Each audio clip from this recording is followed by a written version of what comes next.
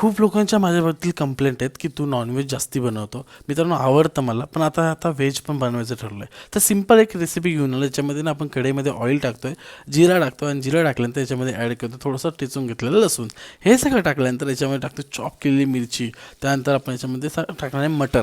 आता याच्यामध्ये मटर आणि बटाटा हे दोनच गोष्टी आपण यूज करणार आहोत. मटर टाकल्यानंतर परतून घेणार मटरसोबत आणि मीठ टाकणार आहे, जेणेकरून ते लवकर मेल्ट होईल, शिजून जाईल.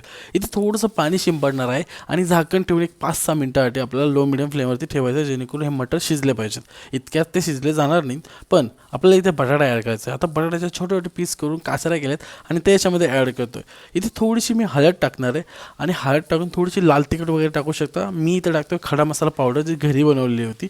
हे सगळं टाकून मिक्स करून घेतो आणि परतून घेतो थोडंसं हाय फ्लेमवरती, जेणेकरून तो पहिलावाला पाणी वगैरे शिजून जाईल आणि बटाटा थोडासा एक हाईटवर गरम होईल आणि मस्तपैकी शिजायला तयार होईल.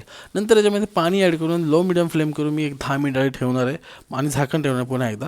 आणि मध्ये मध्ये पाहिजे तर तुम्ही 5-5 मिनिटाला एकदा चेक करू शकता, जेणेकरून ते लागायला नको. अशा प्रकारे आपली भाजी ही तयार होते, ज्याला आपण मटर बटाटा भाजी बोलू शकतो. एक नंबर लागते. एकदा ट्राय करून बघा आणि बनवून बघा आणि खाऊन बघा, मजेदार लागेल. सिम्पल आणि इझी ट्रिक. आणि ही रेसिपी आपली पारंपरिक आहे, आई वडिलांपासून आजींपासून बनवत आलेली आहे. आणि काय, नॉनव्हेज नॉनव्हेज आहे, पण आता थोडासा चिकनवरती काहीतरी प्रॉब्लेम चालू आहे, तर आपण हे सगळं खाऊया आणि रिलॅक्स राहूया.